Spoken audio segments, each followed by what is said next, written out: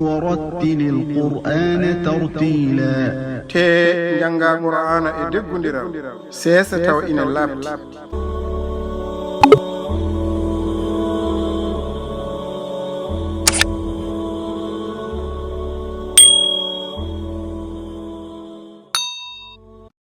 وإن من شيعته لإبراهيم e tigine ene jeeya e ciirol makko ibrahima إذ جاء ربه بقلب سليم tuma nde arnoto joomiko wondude e ɓernde hisnde إذ قال لأبيه وقومه ماذا تعبدون tuma nde wiyanno baab makko e leñol makko holko ndewaton أئفكا آلهة دون الله تريدون mbele ko fenaande rewatende ko wona Allah jiɗɗo فما ظنكم برب العالمين wadde holko woni miijo mon e jom binde ɗe فنظر نظرة في النجوم tan o ndaari ndaarande faade to koode ɗe فقال إني سقيم o wi min komi ñawɗo فتولوا عنه مدبرين tan ɓe ndumtiimo njaatiri caggal فراغ إلى آلهتهم فقال ألا تأكلون o ñeewti moyti faade to allahji maɓɓe tan o wi mbele on ñaamata ما لكم لا تنطقون holko heɓi on ngowlata فراغ عليهم ضربا باليمين o moyti faade to dow majji o lappiriɗi jungo ñaamo فأقبلوا إليه يزفون tan ɓe kuccanimo ngari to makko aɓe keño قال أتعبدون ما تنحتون o wi mbele ndewaton ko ɗum ko ceheɗon والله خلقكم وما تعملون te ko Allah tagi on e ɗum ko gollaton قالوا بنوا له بنيانا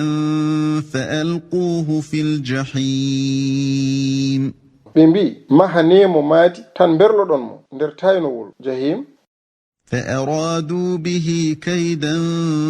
فجعلناهم الأسفلين tan ɓe pewjinimo feere kono min mbaɗi ɓe ɓurɓe lesɗude وقال إني ذاهب إلى ربي سيهدين e o wi min mi yahat to joomam ma o handomi رب هب لي من الصالحين joomam hokkam iwdi jeeyandi e moƴƴinɓe فبشرناه بغلام حليم tan min beltinirimo gorel muñowel فلما بلغ معه السعي قال يا بني إني أرى في المنام أني أذبحك فانظر ماذا ترى قال يا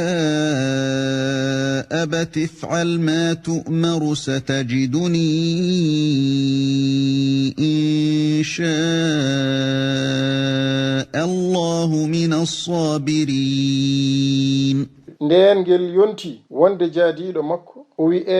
ɓingelam min mi yii nder ɗoygol koyɗol no min miɗo hirsuma wadde ndar hono jiiruɗa o wi baaboyam gollu ɗum ko jamireɗa ma tawam so Allah jaɓi jeyami koye muñɓe فلما أسلما وتله للجبين nden kamɓe ɗiɗo fof ɓe jebbilanima hoddiro o hippirimo tiinde وناديناه أن يا إبراهيم min noddimo hema ibrahima قد صدقت الرؤيا إنا كذلك نجزي المحسنين jaati a gonɗini koyɗol ngol minen ko hono ni min dandirta moƴƴuɓe ɓe إن هذا لهو البلاء المبين tigine ko ɗum ɗo woni ƴewdo labtugo. وفديناه بذبح عظيم min cottirimo kirse tedduɗe mbarangu. وتركنا عليه في الآخرين min goppi dow makko lollere wonande aroyoɓe. سلام على